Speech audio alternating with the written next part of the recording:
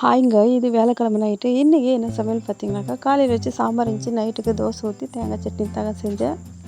எனக்கு தோசை ரொம்ப மொறுமொறு இருந்தால் ரொம்ப பிடிக்கும். என் வீட்டுக்காருக்கு மித்த குட்டிக்கு வந்துட்டு மொத்தமாக இருக்கணும். மொத்தமாக இருந்தால் தான் அவங்க 2 பேருக்குமே பிடிக்கும். தோசை ஊற்றி சூப்பராக சாப்பிட்டு முடிச்சாச்சு.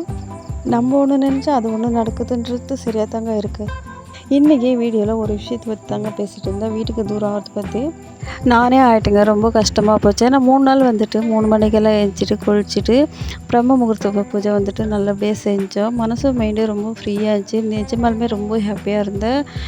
5 நாள் வந்துட்டு பூஜைலாம் எதுவுமே பண்ணுற மாரி இல்லைங்க. அது நினச்சி தாங்க ரொம்ப கஷ்டமாக இருக்குது. 5 நாளைக்கு அப்புறம் மறுபடியும் பிரம்ம முகூர்த்த பூஜை ஸ்டார்ட் பண்ண வேண்டியதாங்க. ஏன்னா 3 நாள் பண்ணியிருக்கோம். மறுபடியும் ஸ்டார்ட் பண்ணும்போது 4 நாள் கணக்கு அப்படியே எடுத்துகிட்டு பண்ண வேண்டியது தான். மறுபடியும் பூஜை ஸ்டார்ட் பண்ணும்போது வீட்டில் கொஞ்சம் வேலை அதிகங்க. ஏன்னா பெட்ஷீட்டெல்லாம் துவைச்சி போடணும், வீடெல்லாம் துடைக்கணும், சாமி விளக்கெல்லாம் எடுத்து போட்டு கழுவி போட்டெல்லாம் வச்சு விட்டு பாய்ங்க. இன்னொரு வீடியோவில் பார்க்கலாம்.